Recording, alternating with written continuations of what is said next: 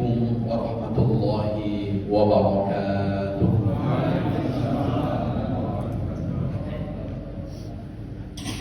Alhamdulillahilladzi nahmaduhu wa nasta'inuhu wa nastaghfiruh wa na'udzu billahi min shururi anfusina wa min sayyiati a'malina.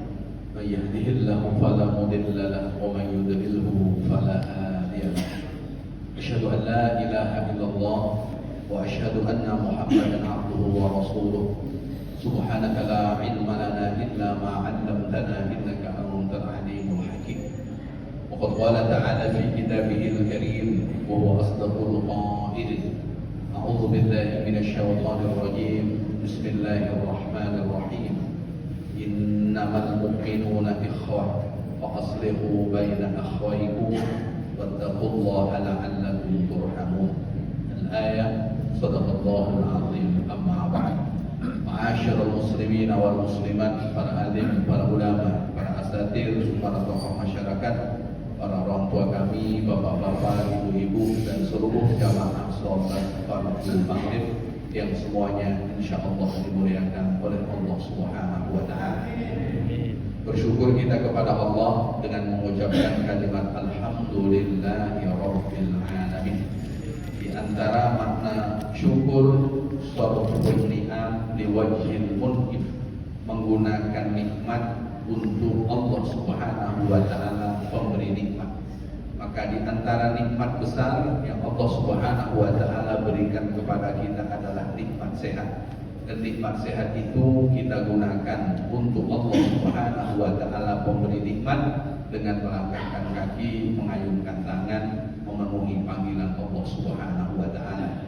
Semoga langkah kaki kita, ayunan tangan kita mendapat ridha dari Allah Subhanahu wa taala dan kelak akan mempermudah perjalanan akhirat kita.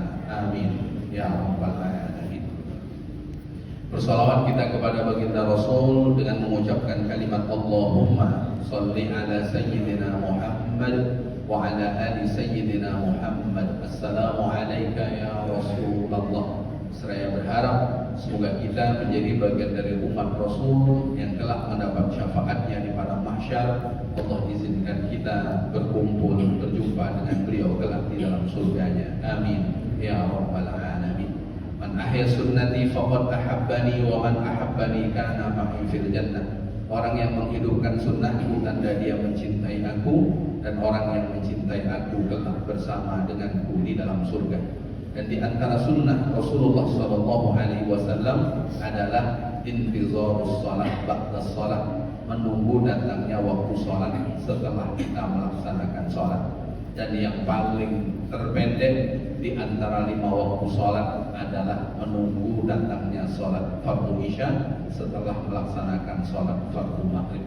Itu yang terpendek. Karena duduk menunggu datangnya waktu sholat bukan hanya sekedar duduk, tapi duduk yang didoakan oleh malaikat. Ya Allah, ampunilah dosanya. Ya Allah, berikanlah rahmat kepadanya. Duduk yang kemudian dijamin oleh Allah menghapus dosa, meninggikan derajat di sisi Allah Subhanahu wa taala. Maka orang yang menghidupkan sunnah Rasul, satu di antara orang yang telah bersama dengan beliau di dalam surganya. Maka tak mungkin kita tidak berharap bersama dengan Rasul. Tak mungkin kita tidak berharap mendapatkan syafaat pertolongan dari Rasulullah sallallahu alaihi wasallam. Sedangkan Sayyidina Anas bin Malik, satu di antara 7 bendaharawan hadis, masih meminta agar dapat syafaat Rasul sallallahu alaihi wasallam. Ketika itu Sayyidina Anas menyampaikan keinginannya kepada Rasul, ya Rasulullah, isfa'ni yaumal qiyamah. Wahai Rasul, berikan syafaatmu kepadaku nanti di hari kiamat. Itu Sayyidina Anas.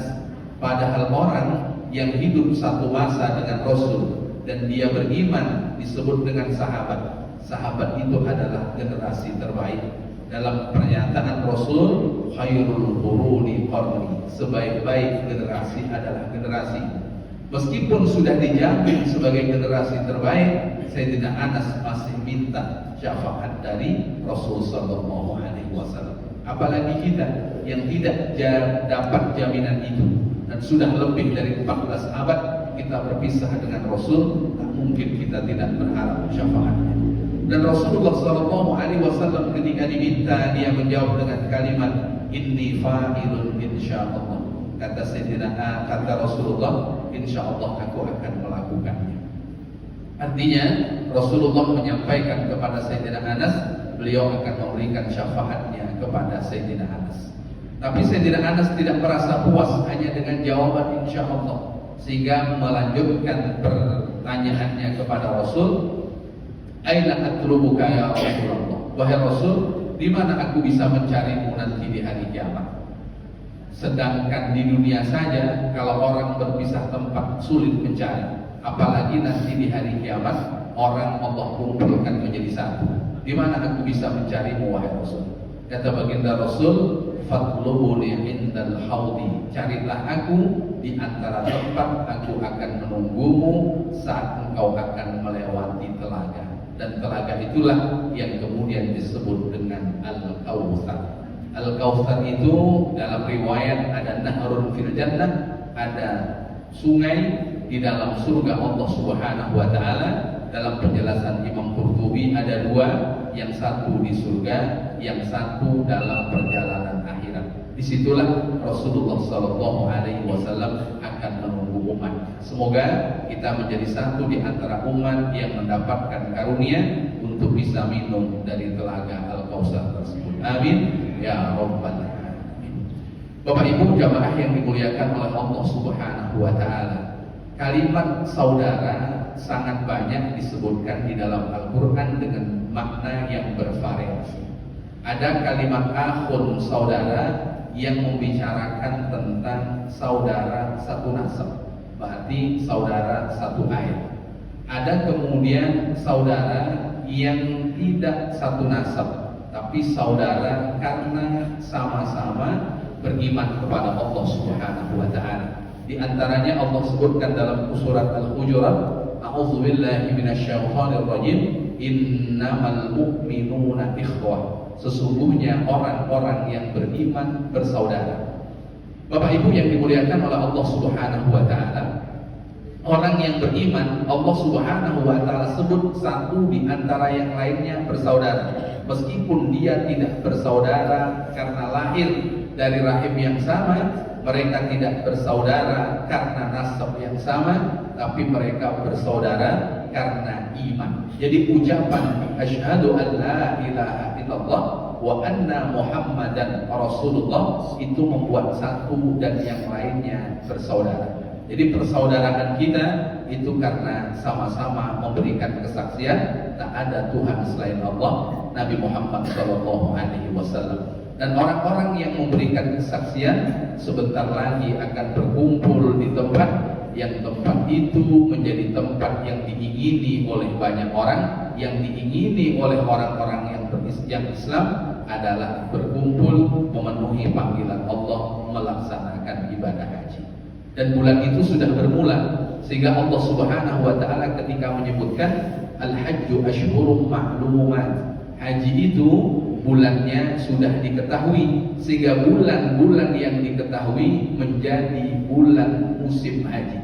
Dan musim haji itu kata para ulama diawali dari bulan Syawal, Zulqa'dah, dan puncaknya adalah bulan Zulhijjah.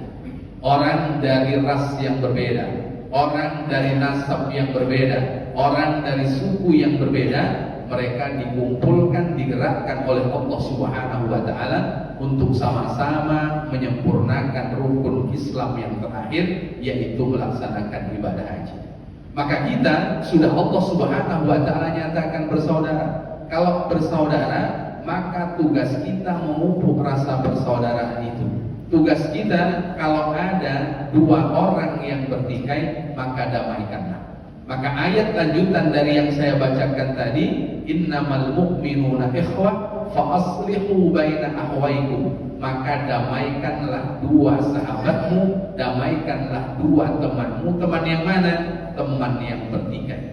Maka kita hadir, Bapak Ibu yang dimuliakan oleh Allah Subhanahu wa taala, sebagai orang yang beriman, bukan memperkeruh suasana, tapi hadir untuk menyelesaikan, mengurai kekusutan yang sedang terjadi.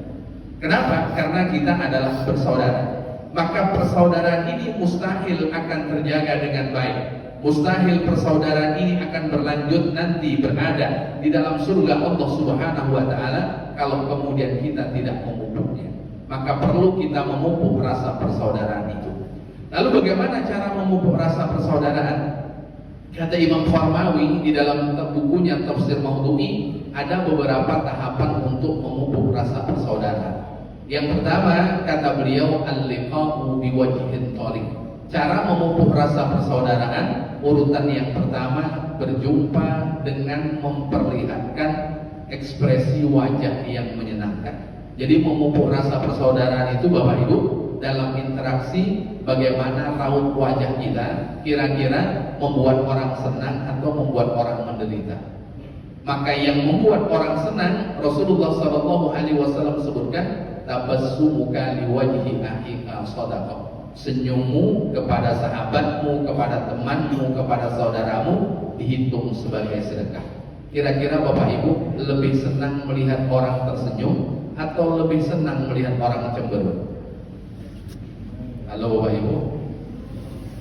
Ibu-ibu kalau balik ke rumah suka nengok suami tersenyum atau nengok suami cemberut, Bu? Bu, senyum, nanti balik senyum Pak ya. Atau sebaliknya, bapak-bapak kira-kira suka melihat istrinya senyum atau kemudian cemberut? Maka untuk memupuk rasa persaudaraan, biasakan kalau berjumpa, ekspresi wajah kita itu tidak membuat orang menderita. Maka banyak layanan-layanan publik itu satu di antara motonya itu ya sapa, senyum, itu kan di antaranya. Ternyata senyum itu bukan hanya sekedar yang dikembangkan oleh beberapa lembaga, tapi sejak dulu sudah Rasulullah SAW ajarkan. Bahkan dalam riwayat yang lain Rasulullah menyebutkan, la tahqiranna minal ma'rufi syai'an walau an taltaqiya akhaka biwajhin thariq. Jangan engkau menganggap sesuatu itu tak berguna meskipun sesuatu itu kecil. Jangan engkau anggap sesuatu itu tak bermakna meskipun sesuatu itu kecil. Apa di antara sesuatu kecil bermakna kata Rasulullah? Antal taqiya akhaka biwajhin thariq. Saat engkau berjumpa dengan orang, saat engkau berjumpa dengan saudaramu, saat engkau jumpa dengan tetanggamu, maka perlihatkanlah wajah yang menyenangkan. Dan di antara wajah yang menyenangkan, ketika dilihat dia ekspresikan wajah yang membuat orang tidak tanda tanya, yang membuat orang lain bahagia.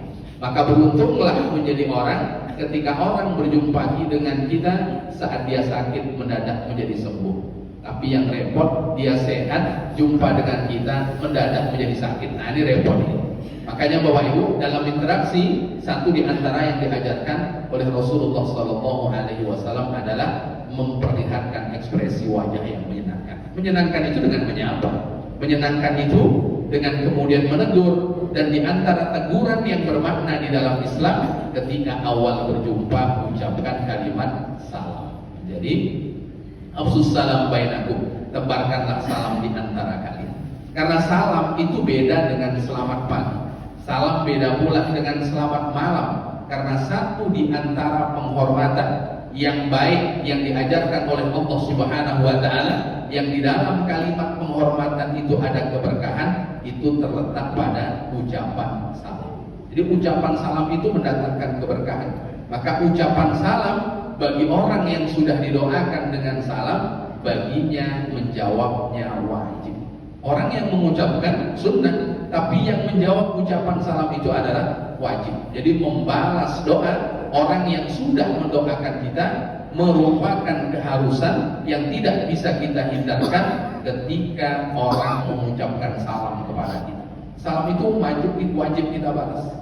Wajib kita balas. Jadi kalau ada orang mengucapkan salam, maka membalasnya adalah satu keniscayaan.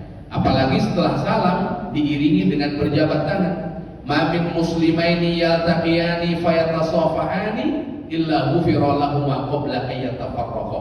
Kalau ada dua muslim, dua muslimah, mereka berjumpa lalu kemudian mereka berjabat tangan, sebelum keduanya berpisah, Allah Subhanahu wa taala sudah memberikan ampunan.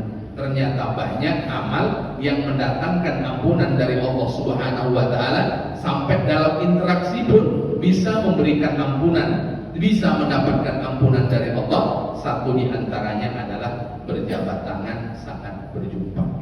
Bapak-bapak sudah berjabat tangan tadi Pak waktu jumpa? Sudah, alhamdulillah. Ibu-ibu sudah.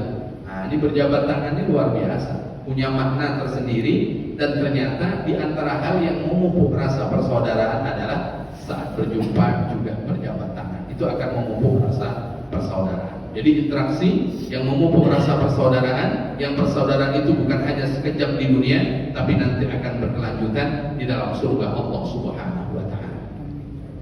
Yang kedua, Bapak Ibu yang dimuliakan oleh Allah Subhanahu wa taala, yang kedua thalabud du'a fi dhahril ghaib. Di antara hal yang akan memupuk rasa persaudaraan, minta didoakan saat yang mendoakan itu sedang tidak bersama dengan kita. Ada 3 doa yang Allah Subhanahu wa taala tidak akan tolak. Satu di antaranya adalah doanya orang yang safar. Kenapa? Karena orang yang safar ketika mendoakan orang yang didoakan itu sedang tidak bersama dengannya. Makanya Rasulullah Sallallahu Alaihi Wasallam memberikan contoh dalam kehidupan kita. Rasulullah Habibullah, kekasih Allah. Rasulullah Sallallahu Alaihi Wasallam orang yang dekat dengan Allah. Ketika Sayyidina Umar datang kepada Rasul izin untuk melaksanakan umrah, maka apa kata Rasul kepada Sayyidina Umar? La tansani fi du'aika. Wahai Umar, jangan lupakan aku di dalam doamu. Jadi baginda Rasul Sallallahu Alaihi Wasallam masih minta doa kepada Sayyidina Umar radhiyallahu anhu. Ini kan menjadi pelajaran penting bagi kita. Sekelas Rasul masih minta doa dari sahabatnya. Lalu bagaimana dengan kita? Tak mungkin kita tidak minta didoakan oleh orang. Maka biasa diantaranya ketika ada orang akan melakukan safar dan dia akan berjumpa dengan tempat-tempat mustajabah, lalu kemudian kita titip doa. Makanya orang yang haji biasanya banyak orang yang titip doa. Orang yang umroh biasanya banyak orang yang titip doa. Itu dulu. Kalau sekarang masih Bapak Ibu, masih banyak orang titip doa dengan orang mau berangkat haji. Ini diantaranya. Kenapa? Karena mereka akan jumpa dengan tempat-tempat spesial. Di Madinah mereka akan berjumpa dengan Rasulullah. Di Makkah nanti ada Multazam. Tempat-tempat yang istimewa di sisi Allah Subhanahu wa taala di dalam doa. Maka minta didoakan itu menjadi satu di antara tradisi di dalam interaksi antara sahabat-sahabat Rasulullah Sallallahu Alaihi Wasallam saat yang didoakan itu sedang tidak bersama dengan orang yang mendoakan. Kenapa demikian? Bapak Ibu yang dimuliakan oleh Allah Subhanahu wa taala, idza da'al muslim li akhihi al-muslim fi dhahril ghaib. Ketika muslim mendoakan muslim yang lainnya, ketika muslimah mendoakan muslimah yang lainnya, yang didoakan itu sedang tidak bersama dengannya, maka satu di antara doa yang Allah akan ijabahkan. Jadi doa yang Allah ijabahkan satu di antaranya justru bukan doa kita kepada Allah, tapi ketika orang lain mendoakan kita. Itu satu di antaranya yang disebutkan oleh baginda Rasul Sallallahu Alaihi Wasallam. Meskipun Allah menganjurkan kita untuk meminta, karena permintaan kita Allah Subhanahu Wa Taala akan ijabahkan. Kan kita sudah meminta kepada Allah, tapi belum semua yang kita minta kepada Allah kadang Allah Subhanahu Wa Taala kabulkan. Bisa saja wasilah dari teman kita yang mendoakan kita, lalu kemudian dari doanya itu dikabulkan. Karena kita tidak tahu dari mulut yang mana yang meminta kepada Allah, keinginan kita Allah Subhanahu wa taala kabulkan. Tapi kita orang yang beriman, orang yang muslim, meski punya keyakinan, idza da'al muslim, ketika seseorang muslim berdoa, ketika orang muslim meminta kepada Allah Subhanahu wa taala, maka dari permintaannya illa atahullahu salasan. Dari permintaan itu Allah Subhanahu wa taala akan berikan 3 hal. Jadi mamin muslimin dia, kalau ada orang muslim berdoa, tak mungkin Allah Subhanahu wa taala tidak beri. Pasti Allah Subhanahu wa taala beri, pasti Allah Subhanahu wa taala kasih. Makanya Allah menyeru, ud'uuni astajib lakum, mintalah kalian kepadaku, niscaya aku akan ijabahkan. Maka Bapak Ibu yang dimuliakan oleh Allah Subhanahu wa taala, meskipun sesuatu itu sudah Allah beri, tapi perlu kita minta kembali. Contoh sehat. Bapak Ibu malam ini sehat? Malam ini sehat Bapak Ibu? Sehat badan, sehat hati, sehat saku Bapak Ibu? Insya Allah sehat. Tanggal muda saku pun sehat kan? Jadi semuanya sehat. Kira-kira kita masih minta sehat lagi tidak Bapak Ibu? Masih minta sehat lagi. Itu menunjukkan bahwa meminta kepada Allah Subhanahu wa taala itu tak ada pernah bosan Allah mendengar permintaan kita. Allah itu tidak pernah bosan. Sampai kemudian kita sendiri yang meminta kepada Allah Subhanahu wa taala itu merasa jenuh. Jadi Allah itu seandainya semua orang meminta di waktu yang sama dan Allah Subhanahu wa taala kabulkan seketika itu juga, itu tidak akan pernah mengurangi apa yang ada pada sisi Allah, melainkan seperti kita memasukkan jarum di lautan. Kita masukkan jarum, kita angkat. Kira-kira berapa kurangnya air dalam lautan tersebut Bapak Ibu? Nah, tidak usah hitung laut lah. Nanti balik kita ambil gelas isi air, lepas itu ambil jarum. Bapak-bapak tahu letaknya jarum di rumah Pak? Oh Pak, saya ragu bapak-bapak tahu nih kan. Biasanya yang tahu jarum ini ibu-ibu, bapak-bapak tak tahu nih biasanya. Nah, coba kita masukkan. Setelah itu kita angkat. Seberapa banyak air dalam gelas itu berkurang? Maka kita melihatnya seperti tidak berkurang. Begitulah maha kuasanya Allah Subhanahu wa taala. Maka tak mungkin orang yang meminta Allah Subhanahu wa taala tidak beri. Hanya saja kadang kita Bapak Ibu menganggap pemberian itu harus sama persis dengan yang kita minta. Padahal tidak mesti. Maka orang yang meminta kepada Allah Subhanahu wa taala, di antaranya Allah Subhanahu wa taala akan kabulkan dengan cepat. Jadi salah satu permintaan orang itu ada yang Allah kabulkan dengan cepat, yang sesuai dengan permintaannya. Kira-kira yang cepat ini sudah kita dapatkan Bapak Ibu? Minta dengan cepat. Biasanya yang cepat doanya dikabulkan oleh Allah ini para wali. Kalau wali murid ya kadang-kadang cepat, kadang-kadang lambat lah. Sebetulnya banyak doa kita yang Allah kabulkan dengan cepat. Contoh, Bapak Ibu tadi waktu keluar dari rumah apa doanya? Bismillahirrahmanirrahim. Tawakkaltu 'ala Allah la haula wala quwwata illa billah. Kalau nanti Isa selamat lagi sampai di rumah, kira-kira Allah kabulkan cepat atau Allah kabulkan lambat Bapak Ibu? Allah kabulkan cepat. Lalu berapa kali yang sudah Allah kabulkan cepat? Tapi kan itu kadang kita tidak pernah menghitungnya. Kita tidak pernah menghitungnya. Padahal itu di antara doa yang Allah kabulkan cepat. Bapak Ibu masuk ke toilet baca doa. Baca doa. Lalu kemudian kita bisa mengeluarkan kotoran yang bisa jadi penyakit yang hadir di dalam tubuh kita, sehingga kotoran itu keluar. Kira-kira itu Allah kabulkan atau tidak? Allah kabulkan. Kalau masuk toilet tak bisa keluar yang ada dalam perut kita agak 3-4 hari, kira-kira malam ini kita di mana Bapak Ibu?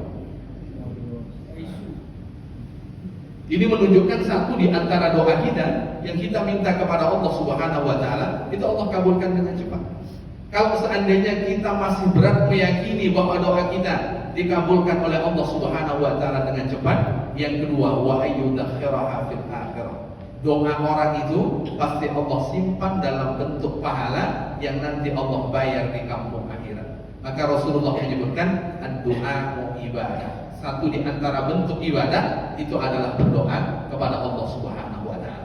Kalau doa itu adalah ibadah, maka pasti Allah akan memberikan pahala. Tapi pahala itu nanti Allah bayar di akhirat. Jadi kalau ada pahala yang Allah bayar di dunia itu hanya secuil. Kenapa? Karena dunia ini bukan tempat Allah membayarnya. Dunia ini darul amal, tempat kita berbuat, dan tempat Allah memberikan balasan. Wal akhiratu darul jaza. Akhirat itu adalah tempat Allah memberikan balasan. Kira-kira Bapak Ibu mau dapat reward cepat atau lambat? Atau Bapak Ibu mau dapat cepat atau lambat ini kira-kira? Mau dapat lambat lah, jangan mau dapat cepat. Kenapa mau dapat lambat? Supaya rewardnya semakin banyak dengan bertambahnya amal. Makanya Rasulullah mengingatkan, la yatamannayanna ahadukum al-maut. Janganlah satu di antara kalian berdoa meminta kepada Allah agar Allah wafatkan kalian. Jadi doa minta mati itu Allah Subhanahu wa taala. Rasulullah sallallahu alaihi wasallam melarang. Kapan? Lidorrin nazalabi, ketika orang yang berdoa itu dia sedang mendapatkan madarat. Dia sedang dapat susah. Lalu kemudian dia berdoa kepada Allah, ya Allah, daripada aku susah hidup, matikan sajalah aku ya Allah. Itu dilarang oleh Rasulullah sallallahu alaihi wasallam. Maka kalau gaji agak lambat, jangan sampai minta kepada Allah agar Allah wafatkan kita. Itu dilarang. Rasulullah sallallahu alaihi wasallam mengingatkannya.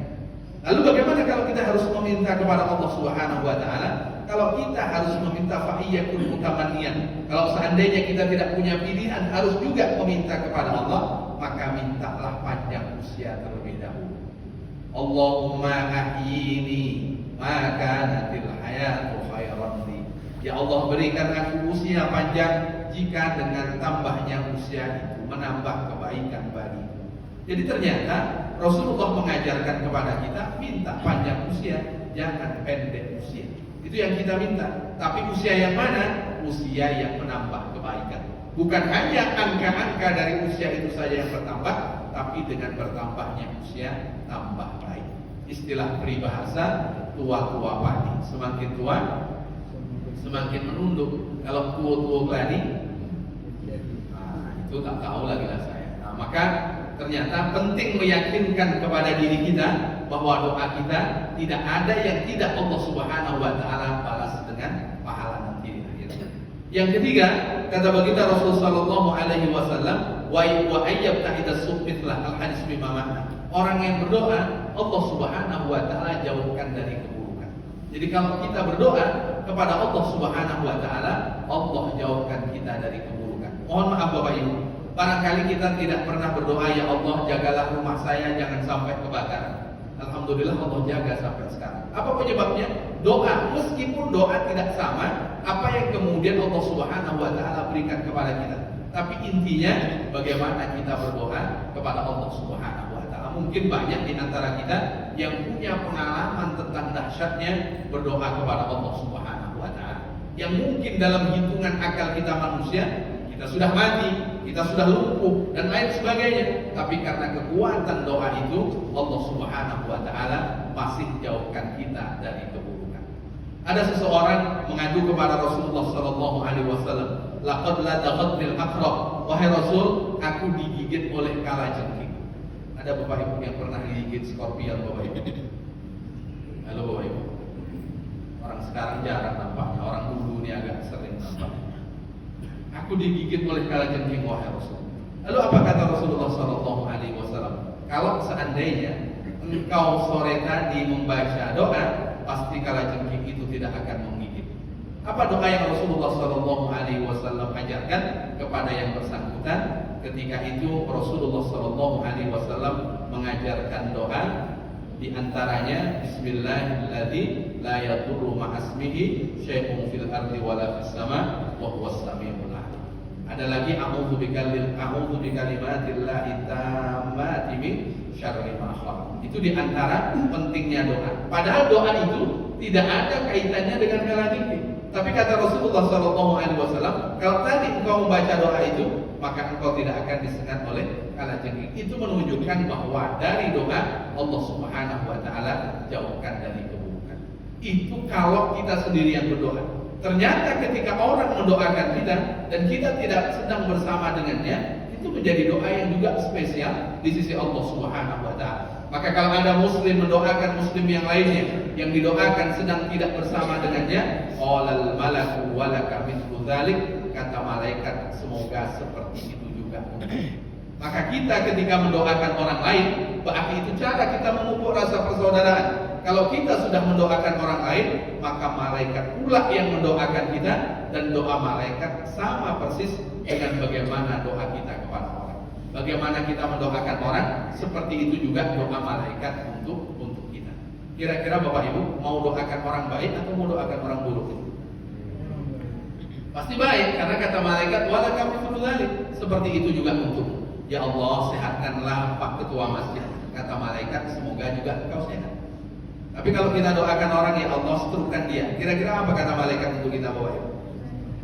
Makanya berdoa baik itu manfaatnya sejatinya untuk orang yang berdoa itu sendiri dan akan memupuk rasa persaudaraan. Cuman pertanyaannya Bapak Ibu, kalau kita didoakan orang, kita kira-kira maunya spesial atau umum Bapak Ibu? Maunya umum atau spesial? Spesial. Pertanyaannya, bapak-bapak mendoakan istrinya secara khusus Pak?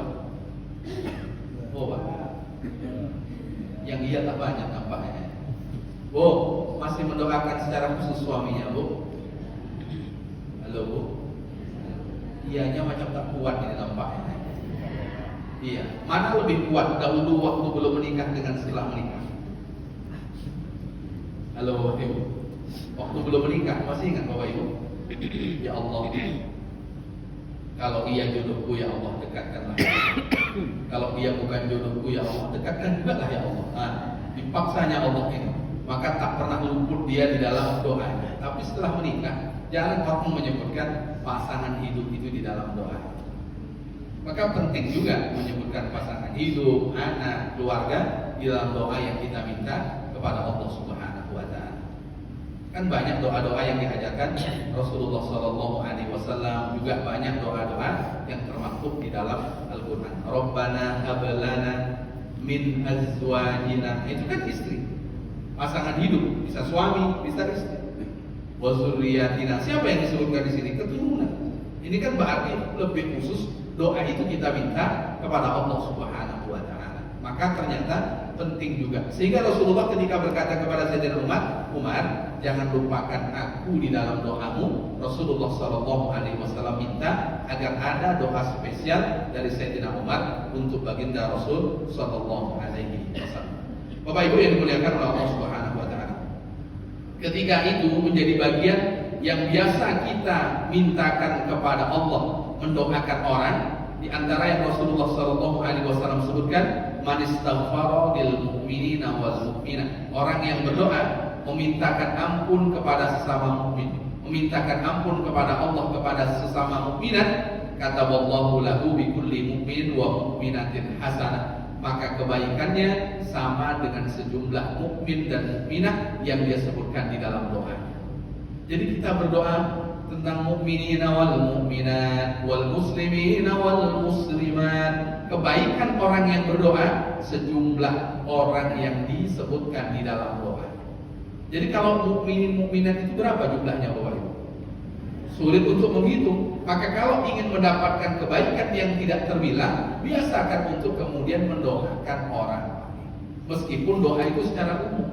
Kan biasanya kita berdoa, Allahumma ighfir lil muslimina wal muslimat wal mu'minina wal mu'minat al ahya'i minhum wal amwat, baik yang masih hidup atau kemudian yang sudah meninggal. Maka berapakah pahala yang didapat oleh orang yang mendoakan? Sejumlah orang yang dia doakan. Maka doa ada doa khusus, ada doa umum. Supaya apa? Supaya kita mendapat kebaikan, yang kebaikan itu sejumlah dengan orang yang kemudian kita doakan. Itu diantara yang disampaikan oleh baginda Rasul sallallahu alaihi wasallam. Makanya diantara penjelasan Imam Nawawi rahimahullah, man arada ayyakuna lahu badanun shawib, orang yang ingin menjadi orang yang sabar, walisanun zakir, dan ingin menjadi orang yang lisannya selalu menyebut nama Allah Subhanahu wa taala, wa qalbun khashy, dan ingin menjadi orang yang Allah Subhanahu wa taala beri kekhusyuan hati, fa'alaihi bi kathratil istighfar lil mu'minina wal mu'minat wal muslimina wal muslimat. Maka hendaklah dia rajin mendoakan sesama mukmin, sesama mukminat, sesama muslim, sesama muslimat. Untuk apa? Agar dosanya diampuni oleh Allah Subhanahu wa taala. Yang paling kita harap Bapak Ibu, tak ada yang lebih, apalagi nanti di dalam perjalanan akhirat kita, melainkan ampunan dari Allah Subhanahu wa taala. Doa agar dosa kita diampuni itu sudah luar biasa. Bapak Ibu, orang yang meninggal, doa urutan pertama apa Bapak Ibu? Orang yang meninggal, Allahumma ighfirlah, Allahumma ighfirlah, Allahumma ighfir lahumma, Allahumma ighfir lahum. Dimintakan ampun kepada Allah Subhanahu wa taala. Maka biasakan mendoakan sesama mukmin, biasa mendoakan sesama mukminat agar dosanya diampuni oleh Allah Subhanahu wa taala. Kita dihitung sebagai orang yang sabar. Kenapa? Karena kita mau mendoakan orang meskipun kita tak punya kepentingan dari orang tersebut. Kita ketika mendoakan sesama mukmin, kita kan tak punya kepentingan. Kenapa kemudian ketika kita tak punya kepentingan kita masih mendoakan? Ternyata Bapak Ibu, itulah yang disebut dengan orang yang sabar. Jadi orang yang sabar ketika dia memberi, dia tidak mengharapkan balasan. Ketika dia mendoakan, dia tidak punya kepentingan dari orang yang dia doakan. Lalu kemudian kalau sudah dia doakan, lisannya dihitung sebagai lisan yang berzikir kepada Allah Subhanahu wa taala, dan hatinya disebut sebagai hati yang khusyuk. Kalau berdoa untuk kita khusyuk itu biasa, tapi kalau kita berdoa untuk orang bisa khusyuk, baru itu luar biasa. Maka itu diantara yang disebutkan oleh Imam Nawawi rahimahullah, sehingga Rasulullah menyebutkan disebutkan orang yang memintakan ampun kepada Allah, kepada sesama mukmin dan sesama mukminat, maka dia akan dicatat pahalanya sama dengan jumlah orang yang dipanjatkan di dalam doa yang dia minta kepada Allah Subhanahu wa taala. Maka saling mendoakan adalah satu di antara hal yang akan memupuk rasa persaudaraan. Bapak Ibu, kalau berdoa kira-kira teringat tidak jamaah yang ada di Masjid Nurul Islam ini, Bapak Ibu? Teringat wajahnya, Bapak Ibu? Allahumma ighfir lil muslimina wal muslimat. Ingat wajah-wajahnya, Bapak Ibu, kalau kita berdoa. Maka paling tidak adalah wajah-wajah mereka itu kemudian terbayang di dalam doa ketika kita minta kepada Allah, apalagi kemudian tersebut secara nama. Itu akan menjadi spesial sekali di sisi Allah Subhanahu wa taala, apalagi kemudian kita mendoakannya di tempat-tempat mustajab. Jadi saling mendoakan itulah yang akan memupuk rasa persaudaraan. Maka kalau kita berdoa, jangan sampai egois. Egois itu maksudnya kita minta untuk diri kita saja semuanya dari A sampai Z. Kita tidak mendoakan orang, untuk kita saja semuanya, lalu kemudian tidak kita doakan sesama mukmin, sesama mukminat, sesama muslim, kemudian sesama muslimah. Jadi saling mendoakan itu yang akan memupuk rasa persaudaraan. Semoga Allah Subhanahu wa taala mudahkan lisan kita untuk berdoa buat kita dan kemudian berdoa untuk selain kita. Amin ya rabbal alamin. Dan bagaimana berikutnya untuk memupuk rasa persaudaraan? Insyaallah kita akan lanjutkan selesai melaksanakan sholat fardu. Kita tutup sementara waktu dengan membaca doa kafaratul majlis. Subhanakallahumma wa bihamdika, asyhadu an la ilaha illa anta, astaghfiruka wa atubu ilaik. Assalamualaikum